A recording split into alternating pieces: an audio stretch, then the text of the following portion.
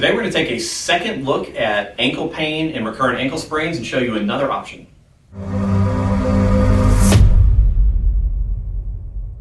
We've already looked at a neuromechanic drill for recurrent ankle sprains, Achilles tendonitis, and occasionally plantar fasciitis. And if you haven't watched that blog, that's a blog, it's about a nerve called the sural nerve. The sural nerve is this interesting nerve that goes down the outside of the leg, and it's a sensory nerve only. It doesn't really deal with muscles and making stuff move, it's just sensation.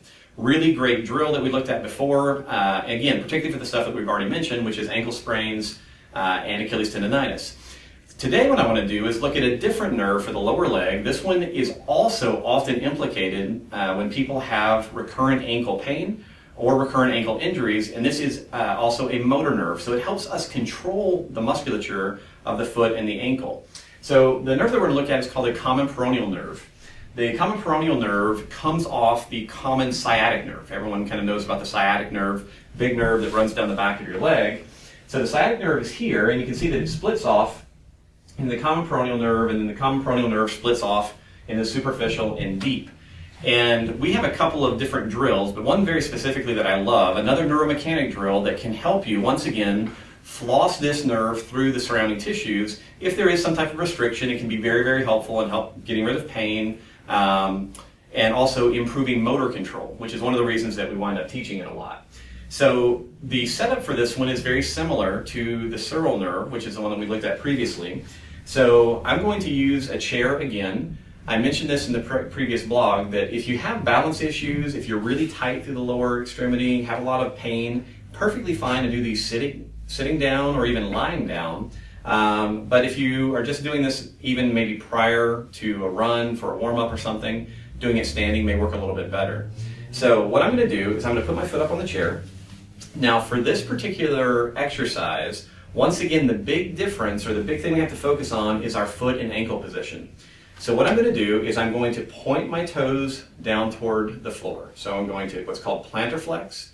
Now from here, I need to pull my toes toward the midline of my body. And now I need to curl my toes. All right. Now a lot of people will cramp immediately in the bottom of the foot as soon as they get that full position. So if you cramp, stop, relax the foot. And if you need to, in the beginning, you can avoid having the toes flexed. That also makes it a little bit more comfortable. Now, what we're going to do is we're going to get in a nice tall spine position. We're going to lock the knee. We're now going to point the toes, pull the toes in, and curl the toes. From here, I'm going to start moving forward into a forward bend, also with some rounding of the spine, because we're trying to traction the nerve beginning at the skull, actually.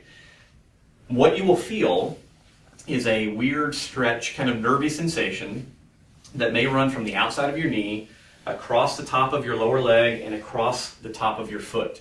If that's what you're feeling, you're doing it correctly. Please remember our basic rules. We do not want this to be super intense. It should be a level 3 out of 10 or less, not more. So all that we're doing with our body position, etc., is getting to a point where we're at a 3 out of 10, and then we're going to move a joint to take tension off and then put the tension back on so that we can basically tension and relax the nerve. So once again, nice tall spine, lock the knee, point the toes, turn the foot in, curl the toes.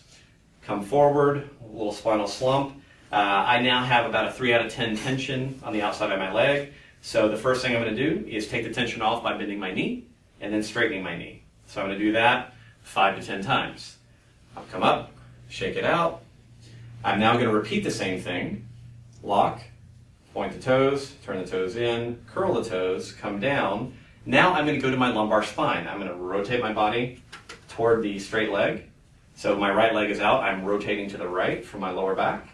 I'm going to do that until I feel that 3 out of 10 tension, which for me is right about there. So I'll take the tension off, put the tension on. That's another option. The third option usually is the foot. So once again, I'm going to get everything nice and relatively tight so I have that 3 out of 10 tension right there. Then I will relax my foot and then go back into the position. Relax the foot and back in. So ideally, you're going to aim for 5 to 10 repetitions of that, 2 to 3 times a day. One of the things that you will typically notice if you want to pre and post test is you can always do a single legs balance test before you do the drill and then after you do the drill. Very often what you'll find, because you've now facilitated hopefully some motor activity, some better muscle activity in that ankle, your balance will typically be better after the drill than before. So hopefully this works out well for you. If you have any questions, please let me know.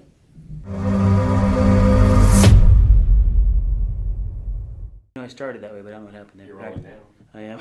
Okay. Yeah, no, I got it, really.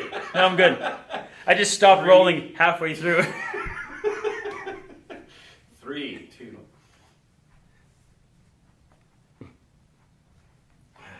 Okay. I'll just go down to your foot. We'll just catch this from down here.